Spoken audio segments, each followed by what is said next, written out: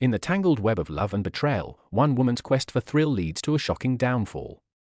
Prepare to enter a world where the lines between fidelity and temptation blur, and the stakes are higher than ever before. We kept making fun of him at our friend's pre-wedding party until he got fed up and did this. I never expected that my first time on Reddit would be to seek advice on my shattered marriage and how to deal with my furious spouse. My urge to have dangerous, fun, and mock my marriage has landed me in the worst conceivable predicament. My AP and I made a big deal about ridiculing my husband at a friend's pre-wedding party, and in response, my husband acted out of anger and damaged my image in front of over 150 people. I don't think I'll ever heal from what that man did to me, but do you know what could be worse? What did my AP and I do to him? It wasn't planned by my AP, but it was nonetheless embarrassing. My husband did not take it lightly. Please? I don't want someone to tell me that this was inevitable. When did having a little fun suddenly become so important? I'd like to be known as Ava. Just like my username. I'm 30 years old and have been married for only 3 years. My husband is 2 years younger than myself. He's an entrepreneur, and I'm a baker. To be honest, the main reason I married Leo, my husband, was our age difference. I didn't want to be dominated, so I wanted to marry a man who I could control and manipulate. I met Leo through our friendship group years ago. We were merely friends before it blossomed into a relationship that resulted in marriage. I had feelings for someone else in the group, but I did not date him because I thought he was too domineering and crazy. Aside from his actions, my friends had never liked him. Of course, even among the friend group, we had cliques. And my clique wasn't the biggest fan. I initially believed it was jealousy. Because to be honest, he seems to be doing well. But then I realized that there could be more to it. His name is Max, and while many of the men were threatened by him, they couldn't say anything. Because he literally paid for all of our travels. But even after I married Leo, my feelings for Max remained strong. Of course, I had no feelings for him during the first few weeks of my marriage. Because I was still in the honeymoon phase. That is, until 1 year after my marriage. When we reconnected, Leo and I decided to see our friends after a long time, so we went to a club.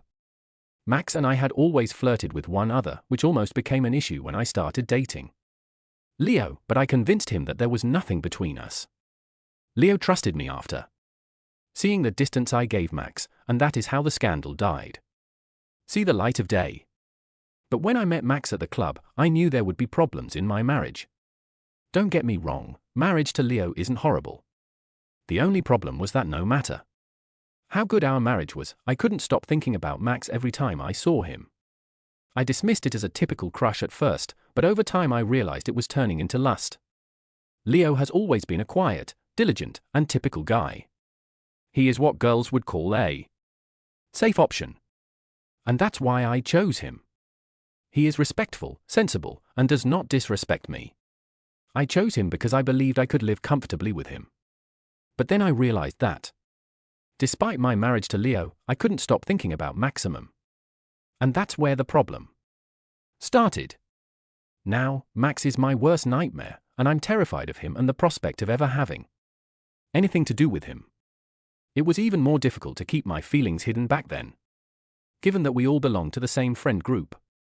Max, on the other hand, was unconcerned that I was married and required boundaries. He kept stealing eyes at me and flirting from time to time. In his defense, I did nothing to prevent him from flirting. Instead, all I did was encourage him and give him the green light. I initially believed it was just harmless fun, but I had no idea that the hazardous, flirty actions were being recognized by a large number of people. I had no notion that each boundary I violated with Max would be a severe blow to my marriage. I managed to keep things platonic until our second wedding anniversary, when I learned that Leo had so many questions that the situation became very confrontational. That day, when he inquired if I was aware that others were whispering behind our backs. Of course, I already knew that. So I tried to gaslight him, making it appear as if he was exaggerating, but I didn't get the reaction I expected from him. He found my acts unfunny.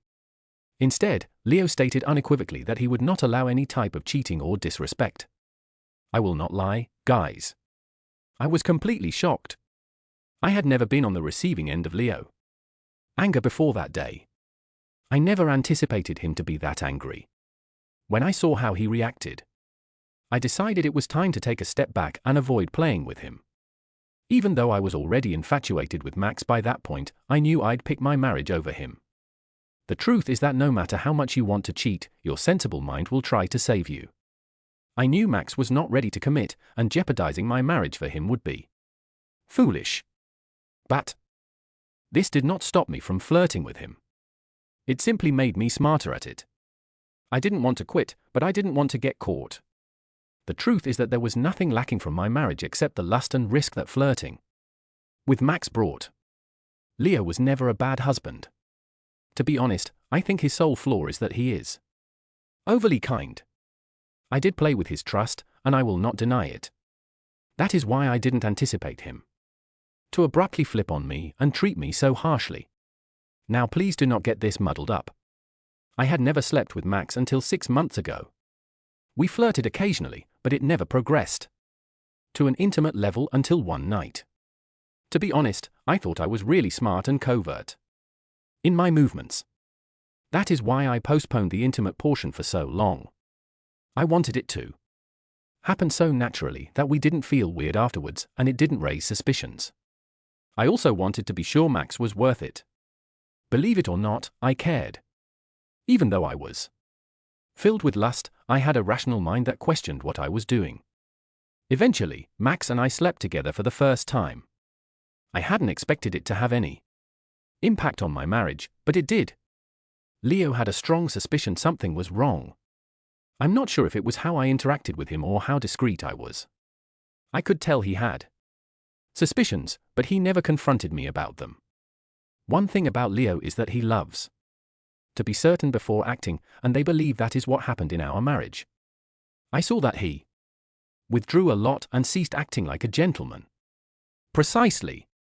There was just a strange vibe and bizarre conduct. He let off.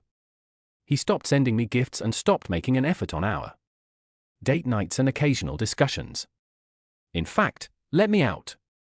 It's just that he stopped caring. It was almost as if I had started pursuing him in the relationship rather than the other way around. We shared a house, but there was no chemistry between us. If you are wondering why I cared, you must be joking. When I decided to cheat, it was not because I intended to end my marriage. I simply cheated because I craved the excitement and danger. Max was only a phase for me. A few minutes, pleasure, whenever we met. I still wanted to be married and happy, so when I didn't have it, I panicked. I panicked and decided to tell Leo about it. I asked him if there was a problem. And I was so sure that I didn't anticipate the outcome. I approached him expecting to win the conversation, but Leo surprised me. I believe Riley threatened me. He told me that he had heard a lot of rumors about me but was taking his time to discover the facts. He then proceeded to warn me not to cross him or try to play smart with him, and that I was so afraid that I ran to Max the next day to tell him what happened. I anticipated Max to just tell me not to worry and that he would be by my side if I ever ended my marriage to Leo, but all he said was that there was no need to be terrified and that Leo was simply being immature. Max led me to feel that there was no reason to take Leo seriously, now that I think of it. The joke was on Max, because I believe we both now understand what Leo is capable of. I also believe that I was the biggest mistake in underestimating my hubby. I believe I kept referencing our GSP from 2 years ago, which made me feel superior in some manner. I completely forgot that a male would always be a man, regardless of if you were born 2 years before him. Leo always sensed something was wrong, and he knew I couldn't be trusted. Instead of sitting back and doing nothing, he waited for the best moment to mess me up. He did, and I'll put it plainly, he messed me up badly. So what are you even talking about? How did he mess you up? It all started with our friend's pre-wedding celebration just 3 weeks ago. We received a wedding invitation from a very good friend. It was planned to be a 5-day experience, with several festivities leading up to the main wedding, just as I said. We couldn't say no because the invitation came from a close friend.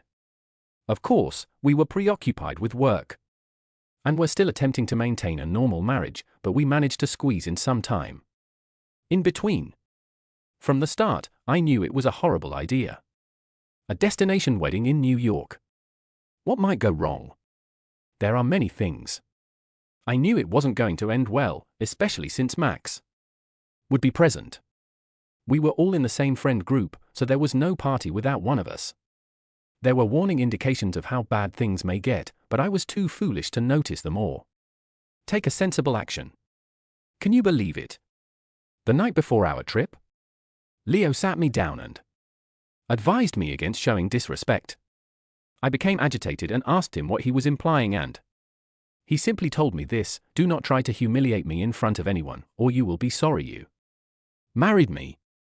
I was quite offended, but I refused to act theatrical. I merely went along with it because I needed the vacation and was afraid I'd become bored if I didn't attend the wedding. Of course, Leo was paying for the trip, so disrespecting him was at the bottom of my priority list. When we went to New York and checked into our hotel, I sneaked out one night to inform Max of Leo's threat. It was not something I had prepared for. I was just bored. So it came out. I did not anticipate Max to accomplish anything.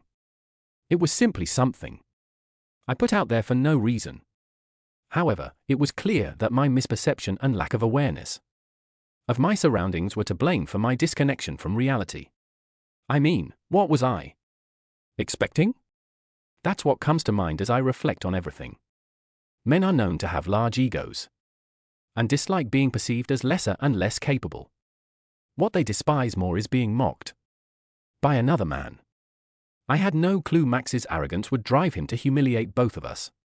He didn't demonstrate that he wanted to embarrass Leo, but I could tell he didn't appreciate how Leo's remarks affected me. I mean, common. Of course, I feared Leo a little, but that was something Max detested.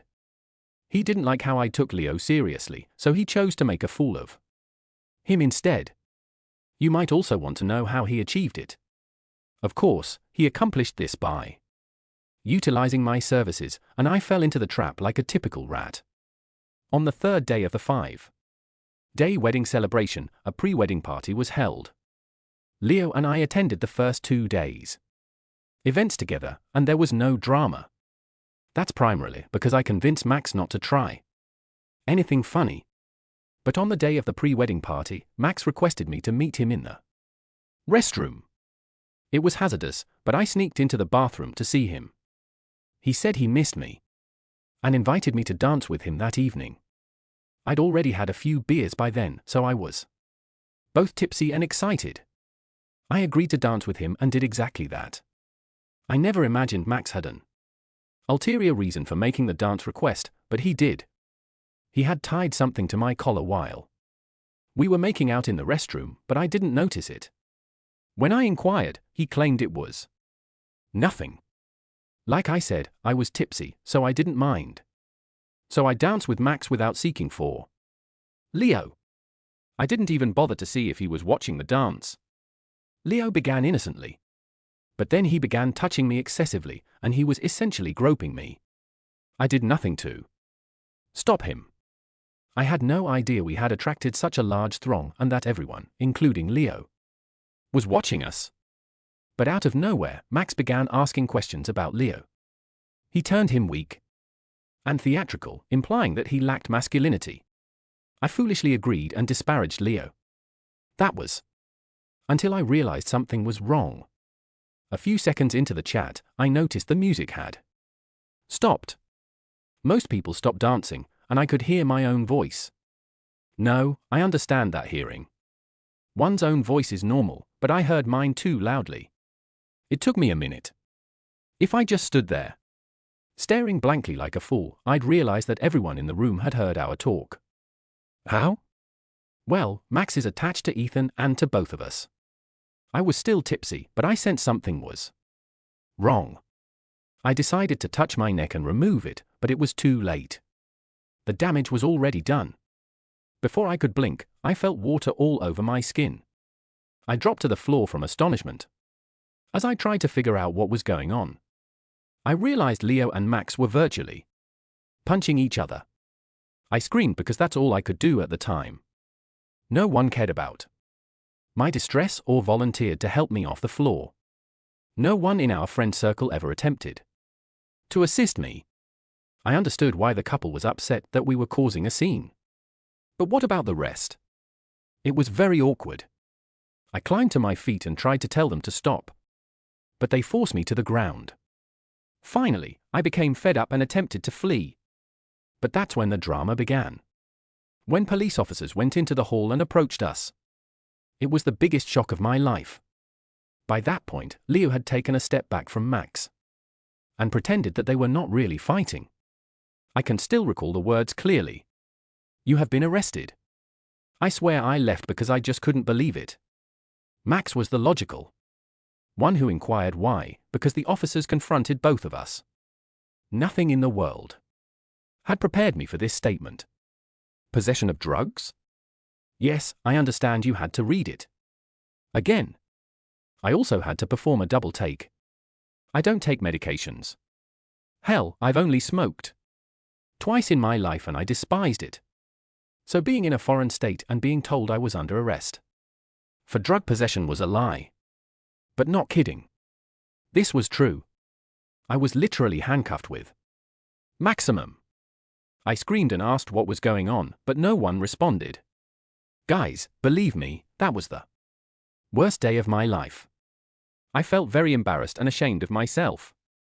Not only was I standing there in a drenched dress with damaged makeup and an injured hand from falling and hanging, but I was also getting dirty stares. I got handcuffed in front of 150 people. In that situation, my survival instincts led me to implore Leo for assistance. I kept saying things like, "Leo, help. I don't use drugs. Liam did not even smoke. Help me."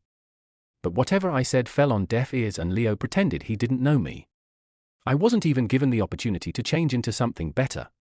I was simply taken away. Like a criminal. Of course, the rules were harsher. We were in a foreign land, with no one to aid. For me, my husband would have been the ideal person to assist. But how could he possibly help me if I embarrassed him in front of so many others? So, after we fed the station, more tea was spilled. Can you believe Leo phoned the cops or at least gave them a hint? Yes. He was the one who started the drama. That was his own vengeance. And dare I say it, he got me bad. The entire situation made me realize that I didn't know who Max was. I knew he smoked, but I didn't know he did drugs. Okay, I will not lie. I saw some strange conduct. But I ignored sensible thinking and found the negative emotions addictive and terrible boyish. I enjoy the risky atmosphere, but it got me in serious problems. Max hired a lawyer to defend us, and it was through him that we eventually received a decent explanation for why we were jailed. First and foremost, at that time, I was furious with Maximum. I am still furious. But I had to seem to be well. I didn't have the money to hire a lawyer. He did, so I had to play along.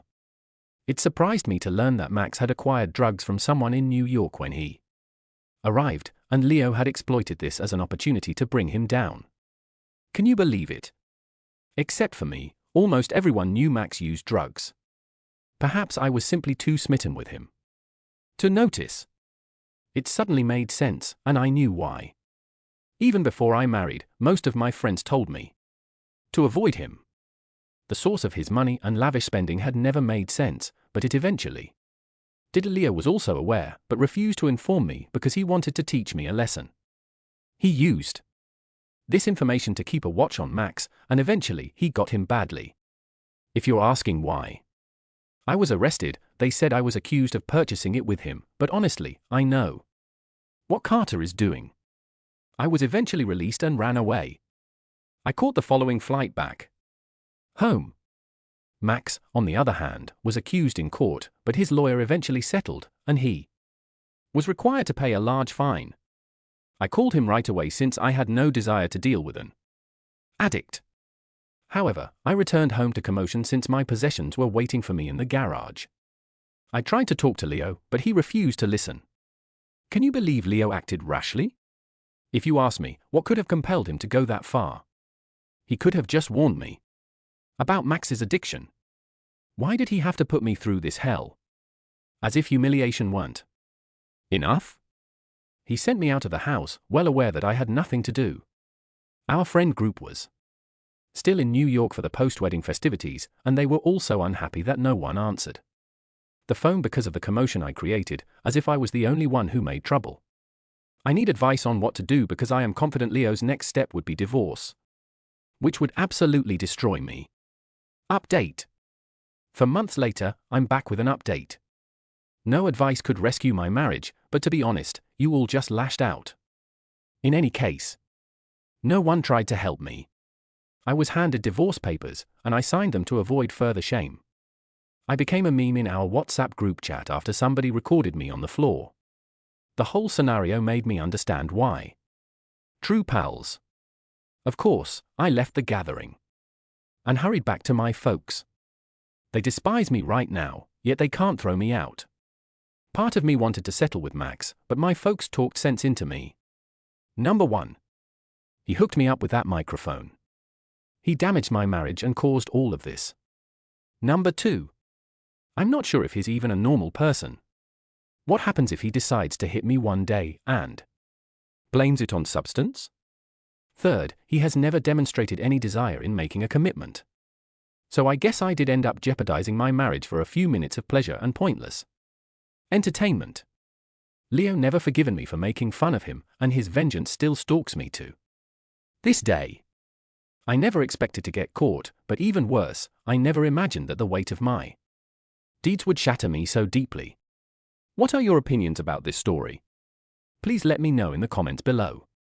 Now for the following story. Please enjoy. My wife Olivia drove barely over 8,000 miles per year, usually for short business excursions to customers.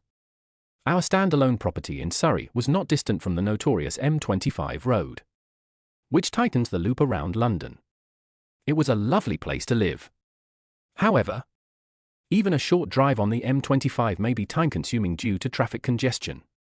Olivia preferred to munch and sip soft drinks while listening to bubblegum radio.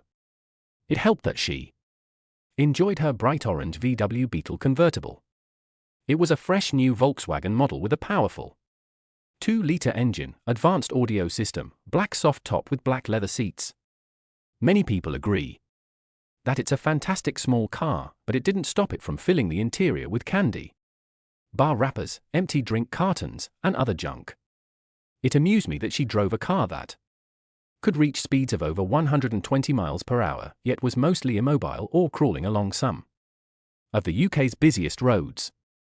Olivia's first automobile was an old VW Beetle when she was in university, and she told me she has pleasant memories of it. Before she met me, she lived at home with her parents. I didn't ask her, but it's likely that she has great recollections of spending time with young people in small settings. When Volkswagen revamped the Beetle a few years back, she kept saying how much she wanted such a car. I followed the queue and purchased her a high-end convertible for her 50th birthday.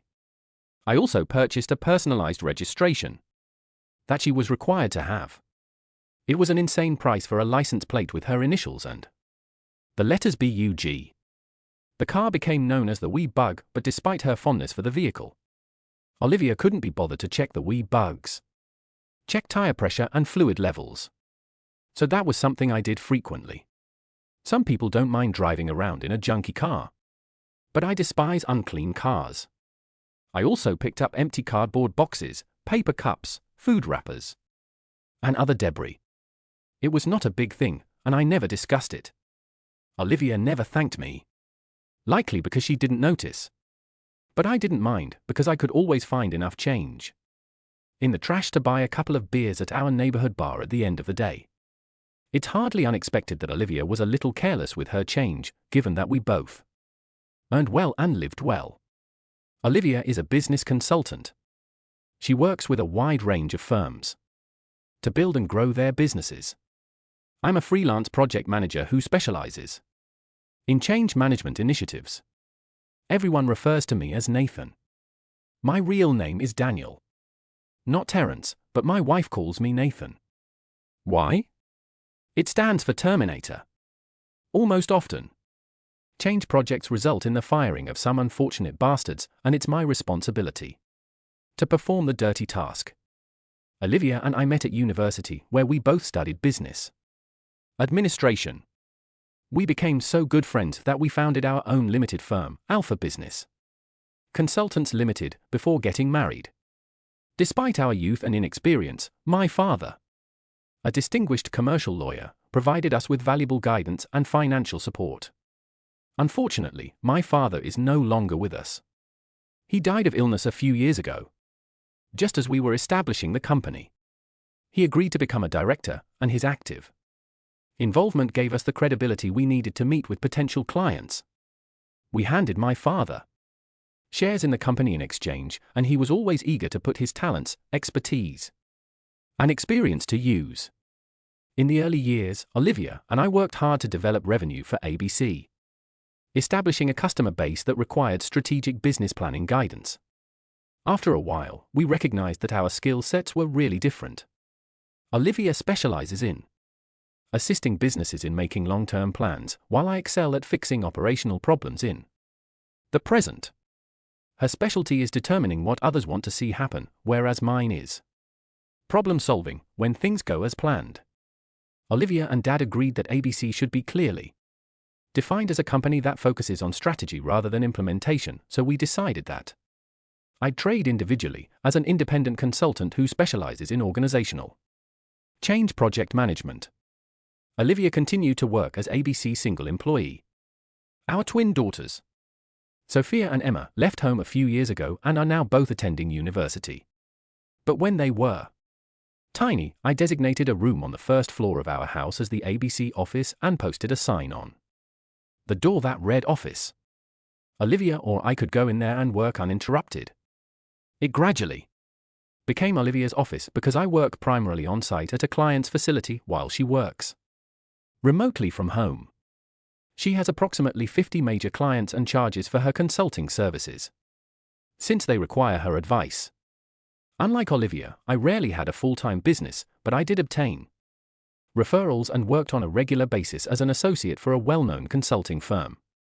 I normally had only one customer at a time and would work with them for several weeks or months, managing a significant change initiative, such as an office relocation or organizational restructure. When I finished a job, I would usually take a few days, if not weeks, off before starting another. Many people find it frustrating not knowing what will happen next. But I grew accustomed to it and liked the rare break. Catching up on reading and honing my cooking skills, it also offered me time to complete the majority of household activities that did not require the assistance of a professional. I also mentioned that the aquarium and Olivia studied on a regular basis. She'd read somewhere that a large aquarium with lots of brilliantly colored tropical fish helped with thought, so she had to have one. She liked the aquarium, but she couldn't be bothered to maintain it. She presumably thought the letters were too odd, so I ended up taking care of the fish.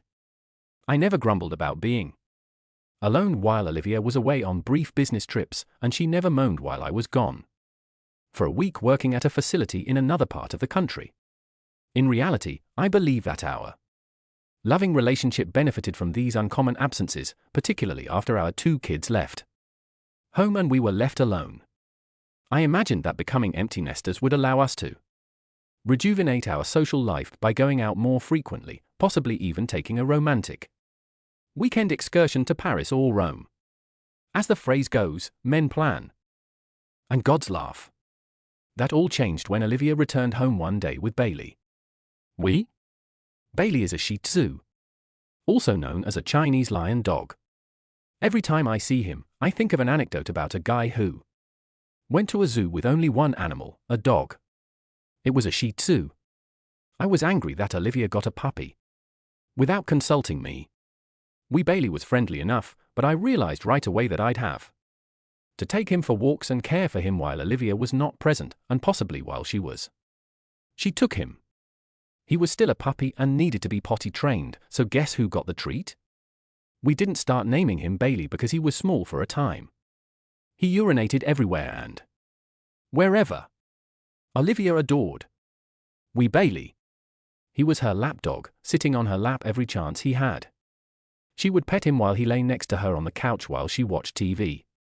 He sat in the chair next to her at the dinner table, and in the morning he was always found laying on our bed. I attempted to persuade Olivia not to give Bailey unlimited freedom of movement throughout the house, but my pleas remained unanswered. To keep our love life on track, I had to lock the bedroom door when I wanted my wife alone in the room. Even then I had to remember to unlock the door and then open it. Otherwise, Bailey would start whining at me from behind the door while Olivia would be inside the bedroom.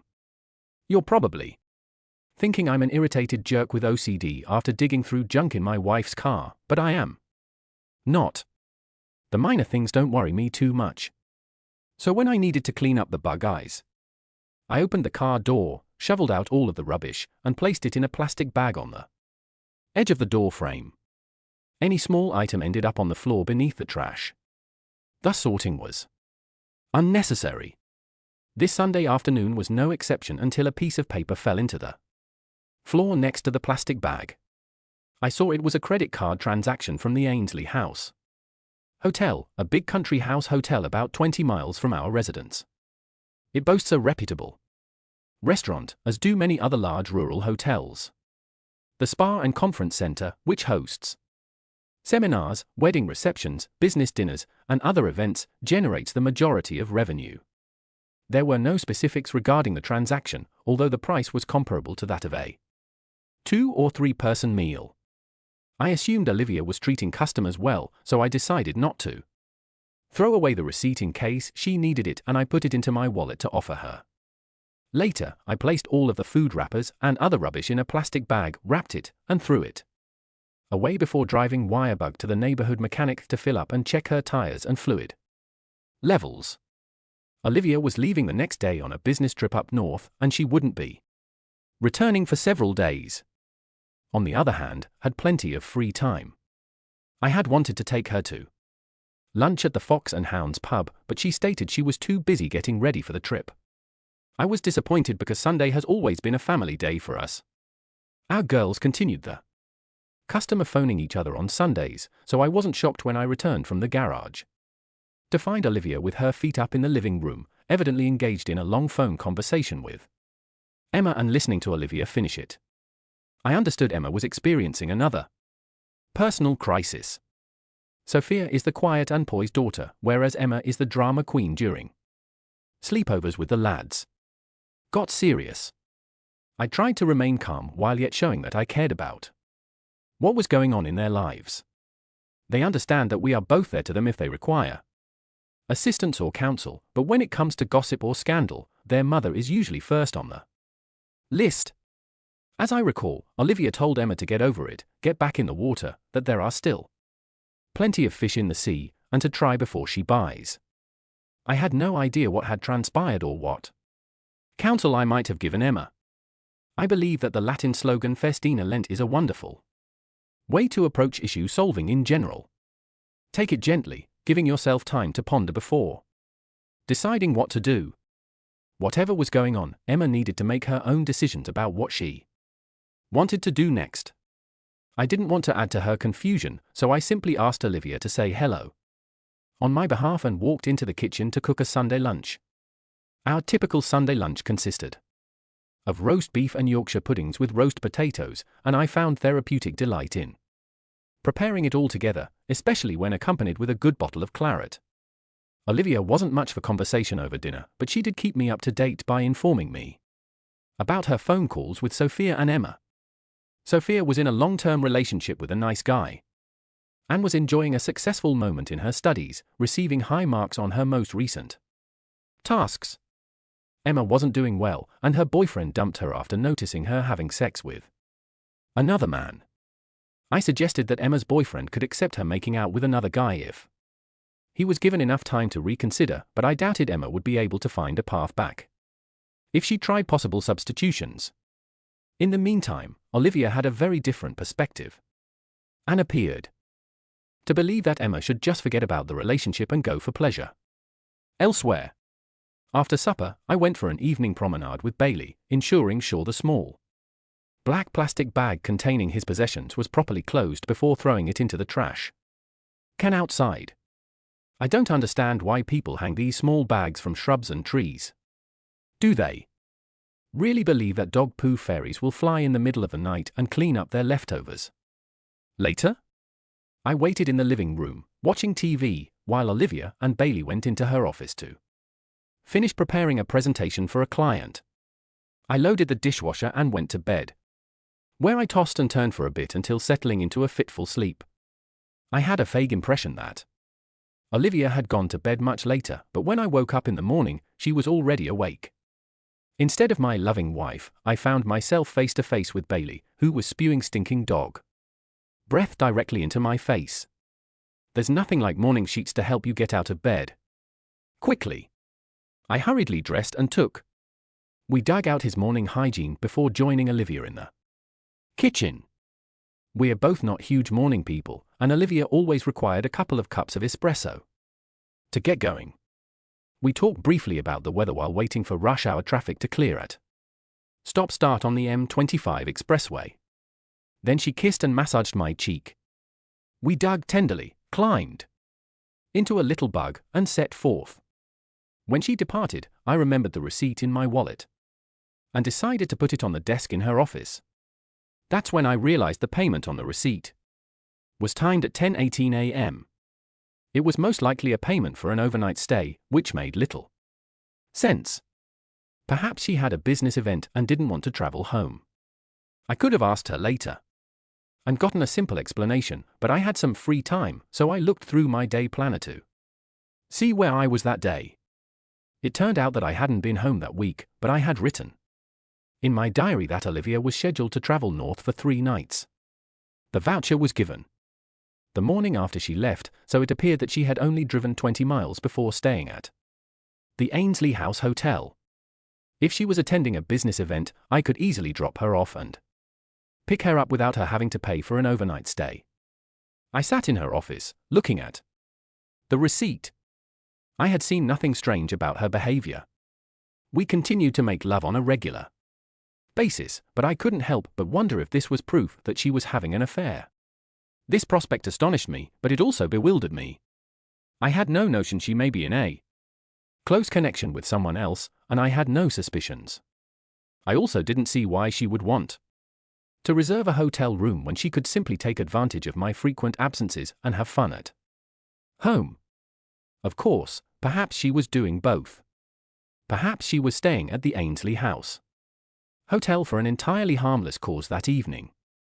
As I sat there trying to figure out what was going on, it occurred to me that she may be doing the same thing during her current work trip. I grabbed my cell phone and dialed the number on the receipt, hoping my suspicions were wrong. I asked the pleasant woman who answered the phone if she could connect me to their guest, Mrs. Amanda Carmichael. She apologized for not being able to do it. For a little moment, I felt relieved. Instead of responding, there was no reservation for that name. She stated that Mrs. Carmichael had yet to check in. Check-in begins at 12 p.m. And it was only 11:30 a.m. Would I like to leave a message, she asked. Of course I could leave a message. Something like this. Your husband called. He wants to know what you are doing here. That would have been lovely. But it was unlikely to provide me with the necessary answers. So I gently declined her offer. I made myself another cup of coffee and thought about my next steps. Unlike the nitwits in charge of our country, I was not going to waste my time avoiding the topic or inventing my own version of reality. Going to the hotel and addressing Olivia may not fix our problems, but it would allow me to take quick action. Whatever the outcome, perhaps there was a plausible and entirely innocent explanation. On the other hand, perhaps she had a bull and was putting the horns on me.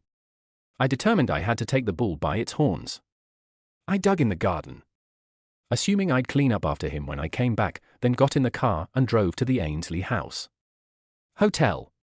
It was nearly noon when I arrived, and I instantly recognized Bailey in the parking lot. Olivia probably had already checked in. I parked across for Rose and dialed Olivia on her cell phone. She responded almost instantly. "Hi Nathan, how are you doing? I heard there was a big accident on the interstate and wanted to make sure you were okay. Traffic is held up, but I didn't realize there had been an accident. It's on the M25 highway, so perhaps you got by it before it happened." "Yes, I just passed Watford. Thank you for checking. Okay, let me know when you arrive safely. Okay, bye." After listening to this foolishness, I decided to take a trip around the hotel and see if I could surprise her. Perhaps she is eating lunch with her sweetheart, and then they will head out for an afternoon of fun. If she isn't visible in the hotel's public areas, I'll call her room and ask if I can visit her for a talk. I entered the hotel and went to the Brasserie restaurant. It was hardly packed, and Olivia was nowhere to be found.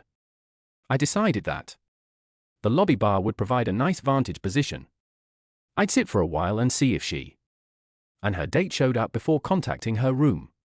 I still doubted there was any chance she was there for another reason and hadn't bothered to inform me what she was doing. As I walked into the lobby, I noticed a large bulletin board listing the several event rooms and the day's activities. Monday appeared to be a peaceful day.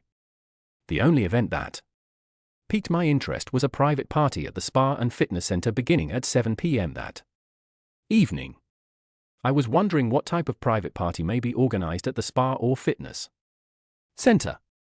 Perhaps it's folks who want to use the services without being restricted by their clothing. I asked the front desk about the private party. The receptionist appeared a little startled by my inquiries and respectfully declined to provide any information on the private party. In other words, it wasn't my business. I sat down at the lobby bar and ordered a coffee. When I asked the waiter to tell me about the nudists at the spa, he was much more forthcoming. Yeah, I suppose you could call them nudists, but that wasn't all he told me. It's certainly one of the worst kept secrets out there. However, this private gathering is a common occurrence. Wow, that sounds fun. I spoke with feigned excitement. Do you know how I may find out more? Easy. If you have internet access, simply enter in the name of the club. She called it out. I sipped my coffee, took out my phone, and went online using the hotel's Wi-Fi. Finding a club online turned out to be simple. To attend any of their activities, you needed to join the club and agree to their terms and conditions. However, the annual membership price was only £20. The club's Mellow Monday Mix and Pitch Party, which cost £49 for single men, took place at 7 p.m. on the same day in the spa of a nearby hotel. The website stated how club members should dress, including the suggestion that masks were optional. By this point, I was quite certain Olivia had checked into the hotel because of the calm Monday Mix and Pick. It appeared that she intended to have some fun this evening, so I decided to try to catch her in the act. I didn't want to see anything, but I needed clear evidence to utilize in my divorce. If this was what she was up to, my plan would fail. If she discovered me sitting in the hotel lobby, so I drank my coffee and headed outside to get into my car. I took out my phone, contacted the club, and spoke with another pleasant woman who processed my payment and informed me that I would need to provide ID to enter the event. She assured me that my personal information would not be disclosed to any third parties, including other club members. The club name would not appear on any transaction records. The supplier's name for any purchases will be SGB Services. I went home to conduct some homework to verify whether what we dug was good. I still wasn't sure. I had bet on the appropriate horse until I examined our finances online, which included ABC's bank accounts. Unfortunately, my horse appeared to be a winner. Over the last year, SGB Services has received periodic payments, most likely for Olivia's membership and attendance at numerous events. I printed the bank statements at the hotel in the evening. I waited till 8 p.m. before heading to the spa, sit at a huge table in the reception area. Issei T, a middle-aged lady wearing a colorful outfit. It turned out to be the same woman I'd spoken with over the phone. She checked my identification and sold me a mask. I must have appeared nervous. And she attempted to calm me down. Simply make your way to the gym. You are a little late. So you may have to wait to join, but I am confident you will have a nice time. Our members are friendly and will make you feel at ease if you have any questions. Ask, and you will undoubtedly be corrected. I slipped on my mask and proceeded through the door, down the corridor, past the locker rooms, and into the gym. There were maybe 70 or 80 people in the gym, and the organizers had attempted to create a welcome mood. The heater was turned on, and the lights were muted. There was some pleasant jazz playing via the sound system, loud enough to serve as background music and set the scene without interfering with conversations. A table with refreshments sat just outside the gym door, but the action had moved elsewhere. Further into one of the rooms, I discovered my wife and how she was doing it. I wasn't going to say or do anything that would reveal my existence. So there was no way she'd see me while there were still so many people around. I concentrated on discreetly recording what was going on using my mobile phone's video camera, which I slipped out of my jacket cuff and placed in the palm of my right hand. I had signed a confidentiality agreement to get in, but that wouldn't stop me from gathering evidence. Olivia's face would be plainly apparent, and I could blur third-party faces into the footage later. A middle-aged Caucasian man wearing black chinos and a black shirt stood next to me. He was enthusiastically providing some sort of commentary on the match. I'm not sure whether it was intended for anyone else, but everyone seemed to have something to say. Part of my mind was screaming with terror, but I shut it down in a dark corner. The other portion of my thinking was clear, concentrated, and working to gather proof. The girl at the spa's front desk seemed startled that I was departing so soon after arriving, but I explained that I had forgotten something and would return. To say I was upset would be an understatement. I was trying to come to terms with Olivia while having fun with a group of strangers. She was offering them something that was really special to me. Our special bond was entirely devalued and so worthless. I was stunned, but as I exited the hotel, I began to have bodily and mental reactions to what I had just witnessed and heard. My stomach was filled with nausea and emptiness, and I could taste the bile that had formed in my mouth, almost like it was food poisoning. At the same time, I felt an overwhelming sense of sadness, so profound that I had to sit in my car for a long before driving home. My mind gradually began to create a barrier around the resentment, sadness, and despair. It didn't make me feel any better because I was already familiar with the process of dealing with change and adversity. I was not going to waste time in denial. She was having fun with other people, after all. I saw it with my own eyes. Sure, I was angry, but I realized that change was unavoidable and that I had to deal with it, make modifications, and exert as much control as possible over the transition process. Grief and rage will be my constant companions for the foreseeable future, but I resolved to act immediately. I wanted to go forward rather than stay stuck in a rut, trying to figure out what was going on. By the time I went home, I had a plan for how I could begin to take action, influence the inevitable changes, and get the results I desired rather than those imposed on me. I waited to see if I felt the same way in the morning. In the meanwhile, I went for a short walk with Bailey so he could do his business, and then tried to numb the pain with a few cups of Glen for the following chapter. I didn't sleep well and felt terrible the next morning, but Bailey and I were going on a trip. I had always considered of Cornwall as England's headland. It's as far southwest as you can get, jutting out into the open Atlantic Ocean. Most of Cornwall is now almost a retirement home for wealthy London retirees who have purchased all of the small cottages that were formerly homes to Cornish fishermen. The hard-working fishermen have been replaced by Mr. and Mrs. Beach, both of whom have silver hair and wrinkles. Many of these older persons have pet dogs to keep them company and provide an additional motivation to stay healthy by going for a daily stroll. I considered transporting Bailey to Belgium, but he had not been fitted with an electronic chip and did not have a pet passport, so that option was out. Perhaps it was a good thing he didn't have a chip implant, since he could have been traced. In any event, Cornwall was further from Surrey than Brussels. The drive to Newquay took more than 5 hours, with a quick halt along the way to dig, stretch his legs, and dump the load I had bagged and thrown away. The gorgeous woman at the animal shelter eagerly snatched him up. I told her I found him strolling the streets of Newquay without a collar or any other clue of his owner. She identified the hole. We dug as a shiatsu, and I tried to explain my zoo joke, but she didn't get it. She told me that the dog would easily find a home even if his owners could not be found, because he was the type of tiny dog that older people prefer. I was glad we dug, did not complain when I left. He just looked perplexed on the way out of Newquay. I decided to go to a country tavern for a late lunch when I asked the man behind the cash counter at the petrol station where to eat. He informed me that you could do worse than White Horse. I must have stared at him in surprise for a few seconds before realizing what he meant. The White Horse was nearby. I soon found myself seated alone at a table in a quiet area of the beer garden, eating a ploughman's lunch and drinking half a pint of delicious brew. I examined Owen's messages and then contacted Alexander. Jim is a senior partner at a large consulting firm headquartered in Surrey. Olivia and I have known Jim for a long time because he is a significant competitor to the ABC.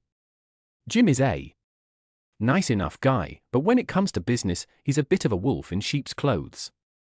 Shortly after Olivia and I launched ABC, Jim did everything he could to neutralize us. He offered us well-paid jobs if we closed ABC and moved in with him. There's no question that Jim would have recruited us but then fired us when it suited him. We didn't take Jim up on his offer all those years ago, but we did see him at a few business events held by the local Chamber of Commerce. Jim was quite interested in what I had to say. Despite the short notice, he agreed to meet me the following day. By the time I returned to Surrey, it was early evening, and I decided to phone Olivia and inform her about Bailey. I was still upset, but I was able to do action to alleviate it. I felt convinced that I could chat to her without revealing what was on my mind. Interestingly, my cell phone rang before I could call her. Hello, Olivia. I mentioned that I was just going to phone you. I'm afraid I have some extremely bad news. Bailey, managed to get out of the garden this afternoon. He dashed out onto the main road and was struck by one of those astonished juggernauts. My God, she shouted out in horror. What happened? Is he okay? I apologize, Olivia. I am scared he is gone. I didn't notice it myself, but a passerby came to get me. She claimed she saw a dog slip under our yard gate and go down the street, but she was unable to stop it. The truck driver did not stop. Maybe he wasn't aware he had hit a little puppy. There was nothing I could do. I buried him in the backyard at the opposite end of the wire. Olivia threw her a big sob and whispered something about her poor weed. Bailey. I couldn't blame Bailey for Olivia's decision to socialize with other people. Besides, I had far more joy knowing that Bailey was still alive and living in Cornwall, despite Olivia's belief that he had died and been buried. I expressed my sympathy to Olivia and offered to construct a modest headstone for Bailey's gravesite. This moved her to tears again, and we ended our talk. She was plainly upset, and there was no question that she would cry for a long period that evening as she mourned the loss. Proceed to the next chapter. The next morning, I went to the local butcher store and purchased a rabbit, which I meticulously slaughtered with a hammer before burying it in the garden, wrapped in an old towel, just in case Olivia ever decided to dig up her pet's corpse. I felt a crushed, decaying dead rabbit would make an excellent stunt double for a shattered, decomposing dead shiatsu. I also put Bailey's collar on the rabbit while keeping his ID tag, as a keepsake for Olivia to serve as a daily reminder of her grief. My appointment with Alexander went quite well that day, after I had outlined what I required. He stated that his company was almost certain to agree to the deal I proposed, and that he would have their corporate counsel drop an agreement for me to study as soon as possible. On my way home, I stopped by one of the real estate agencies in our area and asked them how much they felt our house was worth on the market. That sounded like a lot of money. Olivia and I discussed what we would do when we retired, and we decided to keep the house and Rent it out. We talked about it with our daughters, and they agreed it was a wonderful idea, as long as we didn't sell the house. Now I had to make a few alterations to the plan. I didn't call Olivia that evening, despite the fact that she was most likely waiting for me to ask how she was doing. With the loss of wee Doug, I considered it, but I wasn't going to be sympathetic. She'd deal with it on her own and return home late the following day. If her words are to be believed, she is somewhere near Manchester, but who knows if that was actually the case. Whatever she was up to, wherever she was. All I know is that I slept slightly better that night, having gotten some retaliation for the trouble she caused me by getting up early. I briefly wondered where wee Doug, but then remembered that he wasn't with us anymore. I was relieved to learn that I would no longer have to feed and water him, take him for walks, or bag his poop. That transient idea was quickly followed by the awareness that I had far more significant issues to cope with. In England, divorce lawyers are known as family lawyers. They specialize in family law, which, as far as I can understand, focuses on divorce and death. There are a lot of them, and they're all very similar. I didn't want someone local, so I called and set up an appointment with a family lawyer in Dorking. The name of the town was appropriate for my twisted sense of humor. Plus, it wasn't too far. I was given an appointment for the afternoon that left me plenty of time. I looked up personalized registration plates on the driver and vehicle licensing office website, then stopped by a jewelry store and went grocery shopping before traveling to Dorking. I called a few business associates. When I reached the family law firm's office, my nerves were on edge. I never anticipated to be in this predicament. The receptionist did her utmost to calm me down and even got me a cup of coffee as I waited. The lawyer turned out to be another middle-aged woman who listened carefully to my story of misery but advised me to take my time. In my experience, attorneys are frugal individuals who rarely turn away new clients. Regardless of the circumstances of a particular case, I informed the lawyer that the divorce petition could be withdrawn at a later date. Of course, it seemed unlikely to me, and the attorney probably didn't care either way, but she appeared content that we had considered our choices and decided to submit the divorce petition based on Olivia's infidelity. When I arrived home, I wanted to pee. So I went into Olivia's office and peed in the fish tank. I wasn't sure how all that pee would damage her tropical fish, but I assumed it would be lethal when dissolved in water. Urea degrades into uric acid and ammonia, both of which eat away at the mucous membranes of the fish's gills and scales, causing asphyxia.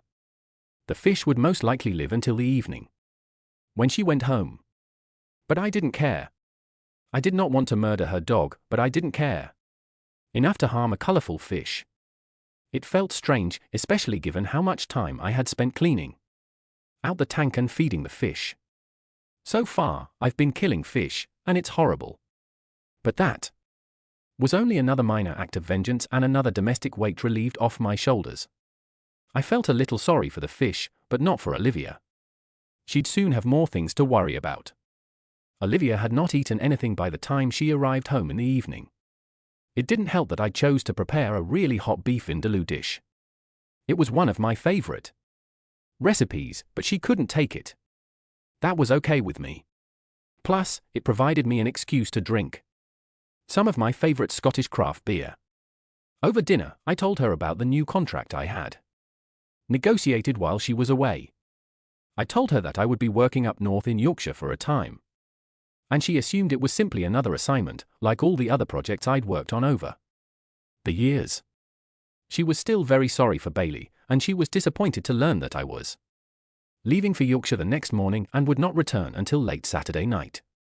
I did not want to appear absolutely heartless. So after supper, I wrapped my arm around her and we sat down to watch TV. She was silently crying for Bailey while I was quietly breathing beer and curry odors on her.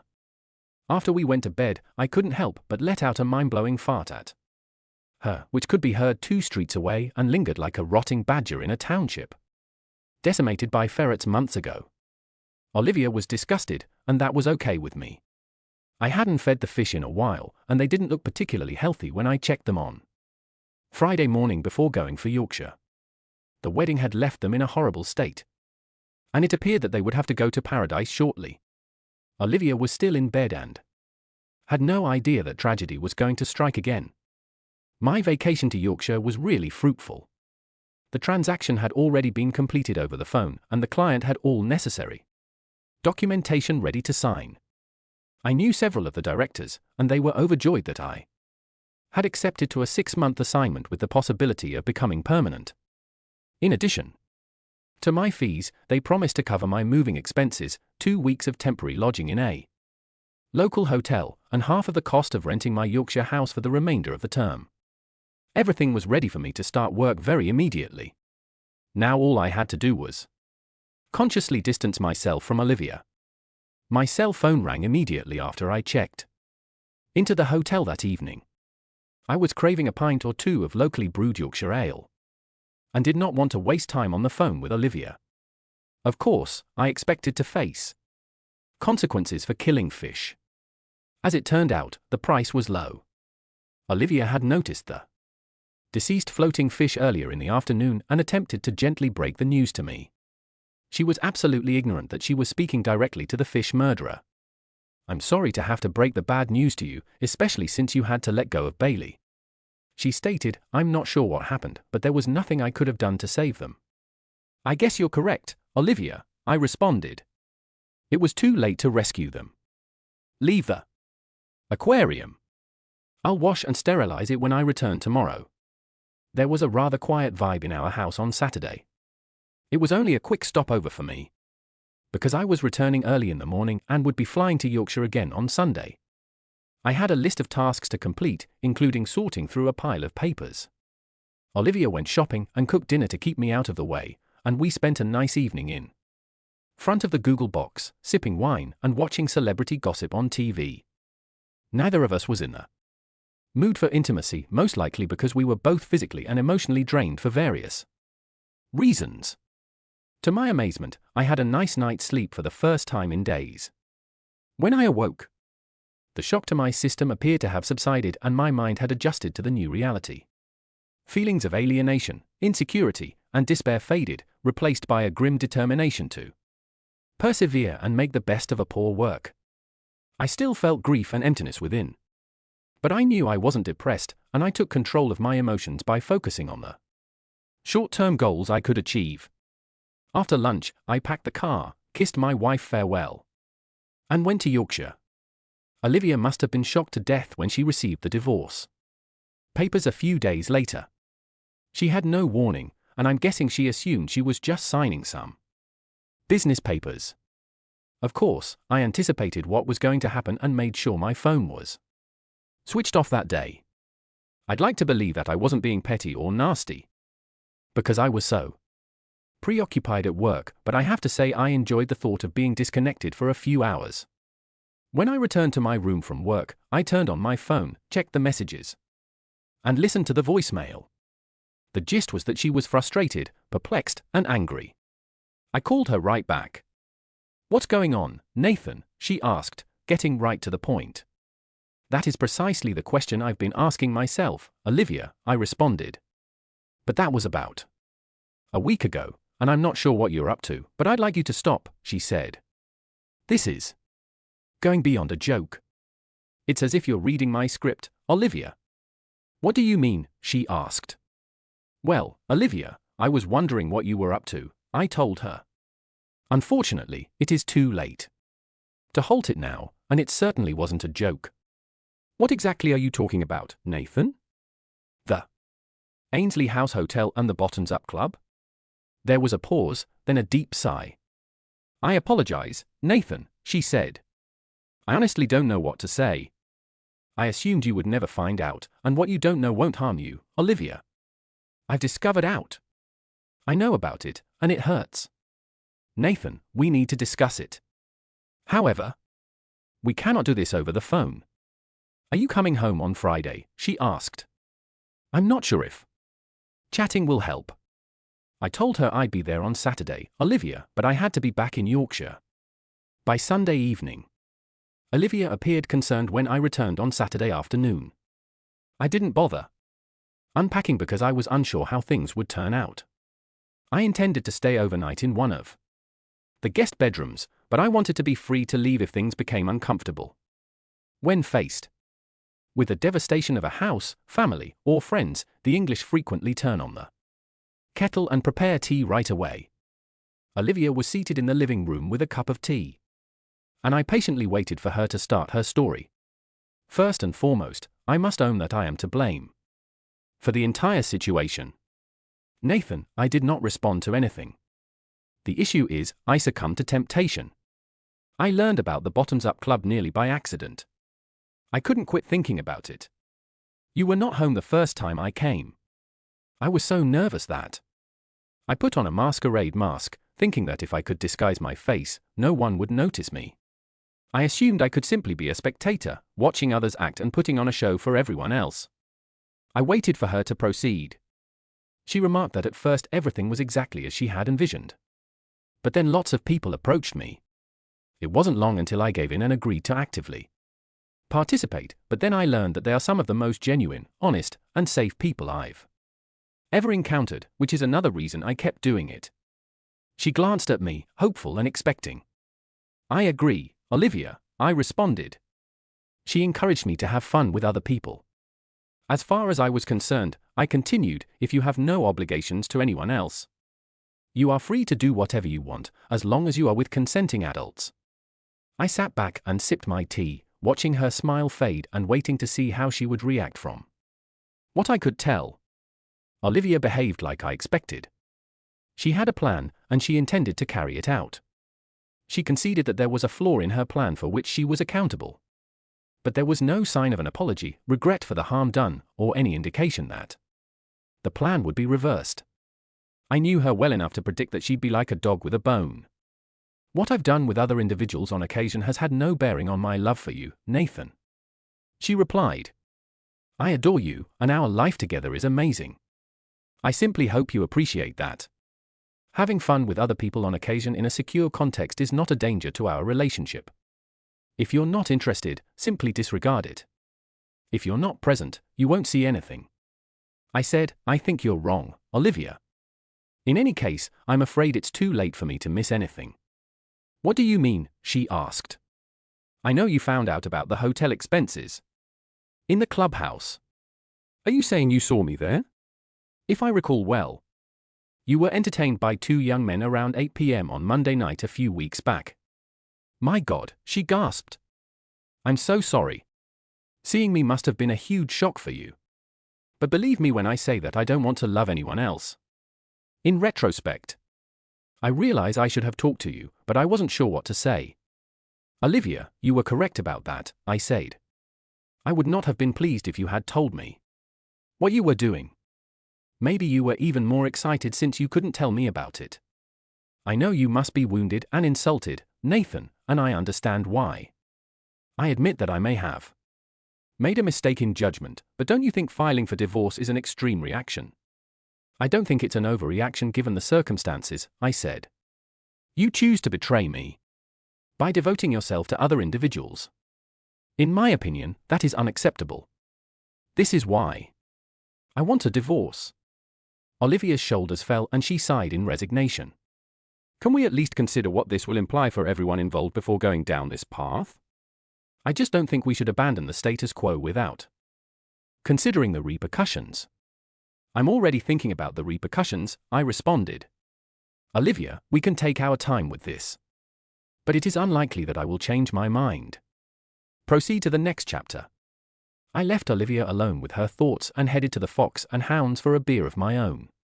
I enjoy pubs, but I never felt entirely at ease at the Fox and Hounds, despite the fact that we lived in the neighborhood for many years. I wasn't going to miss it very much. The customers were largely snooty, middle-aged jerks who thought a pint of Yorkshire ale was too watery.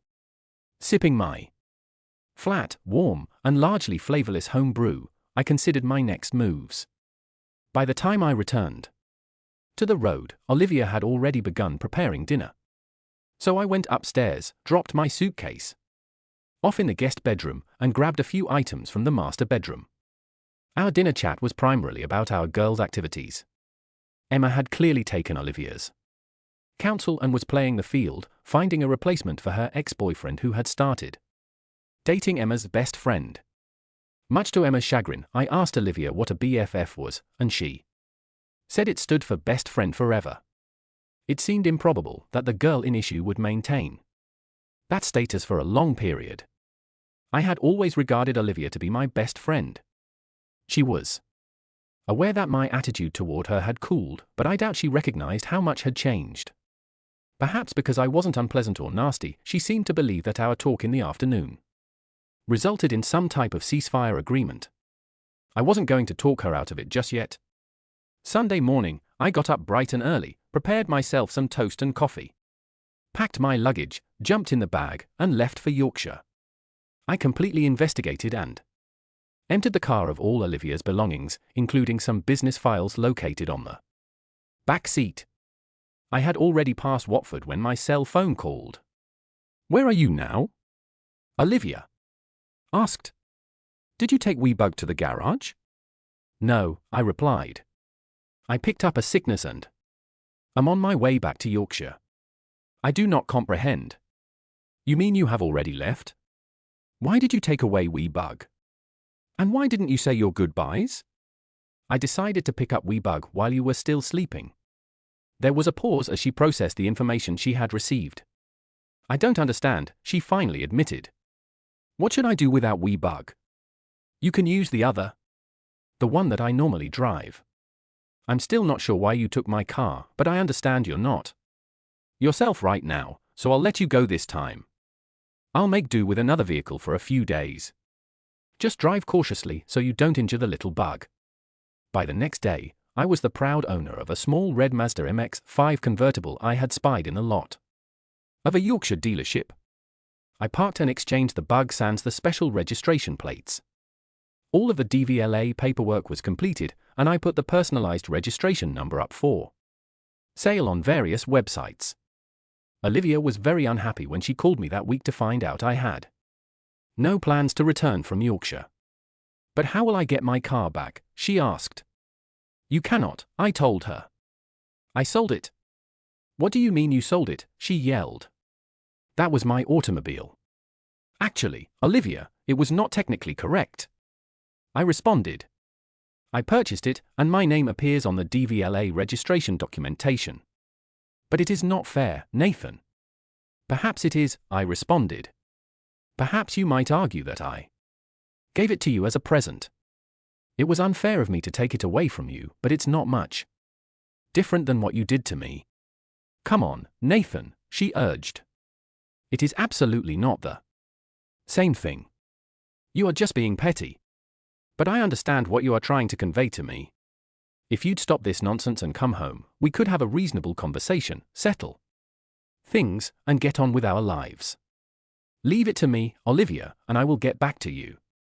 Olivia contacted me every day for the next week, urging me to return to Surrey so she could talk to me and try to work things out. The discourse remained consistent until she discovered that I had sold my investment in the ABC. "How could you make that decision on your own?" she pestered me. "Why didn't you share your thoughts with me? I am the company's second largest shareholder.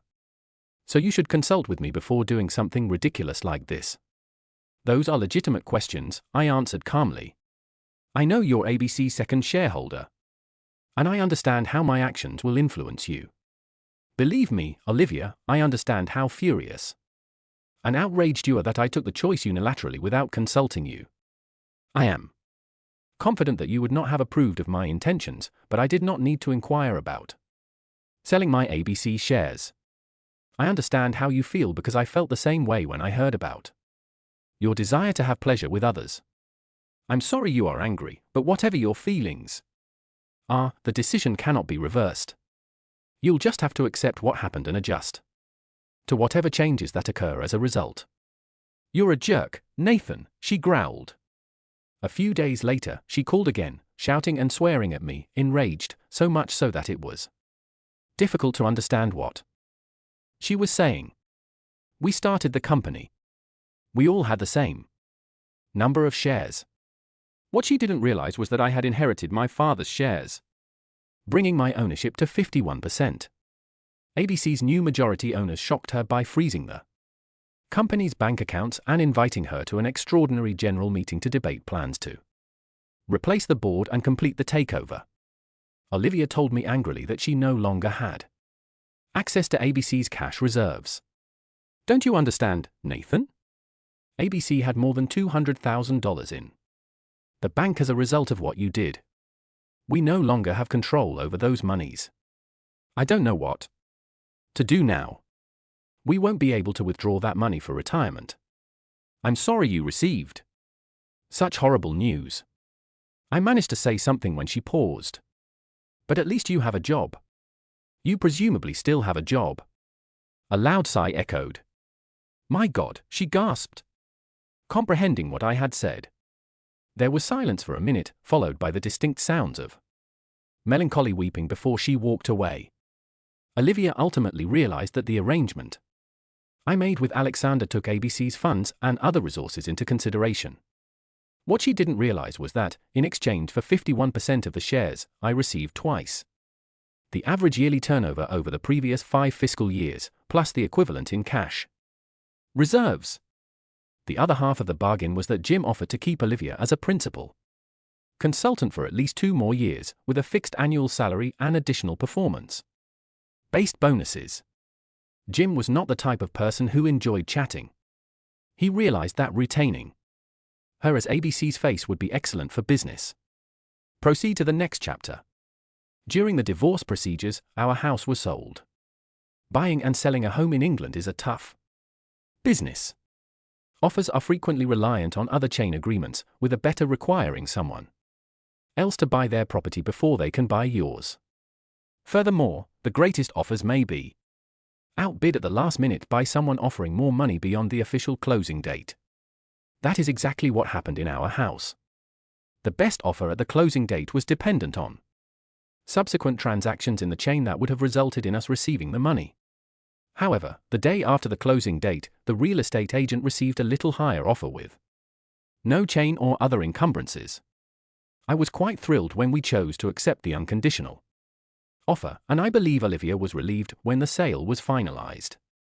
She had completely accepted that we were going our separate ways. The paperwork transferring title of the house claimed that Max Payne Associates were the new owners. I made certain that the identifier of the individual behind Max Payne Associates was not divulged. I thought it was a wonderful investment. The house was in an excellent position and could easily be rented out to provide an additional source of income for a change management consultant based in Yorkshire. I hadn't spoken to Olivia in a long time, but she called lately to see whether I had found her wedding dress.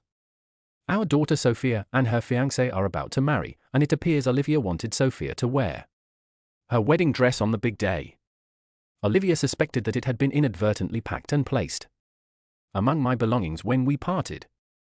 I apologize, Olivia, I said. I have no idea where your wedding dress is. I always attempt to speak the truth. I have no idea where the dress is now, because I took it and sold it to a nice lady in Yorkshire who has a nearly new store. I would never let my wife keep that bridal dress unless she broke her vows. I was certain that my daughters would be unable to wear it if I accompanied them down the aisle. Emma called me several days later. Mommy is freaking out, Daddy, she exclaimed like a drama queen. She just discovered that the diamond and eternity ring you gave her a couple years ago is inexpensive costume jewelry. It is essentially worthless, dear. That's a shame, I responded. She must have valued it highly and be really disappointed and upset. I suppose she would never have discovered the truth if she hadn't investigated it. That's how it is in life. People sometimes assign a value to things and then become extremely dissatisfied when the value turns out to be substantially lower than they expected. Sure enough, the original ring is securely stored in a safe deposit box at my bank. Who knows? It may come in handy if I meet someone wonderful.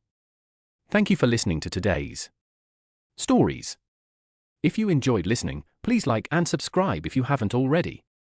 Also, write a comment below with your thoughts on what transpired. Take care.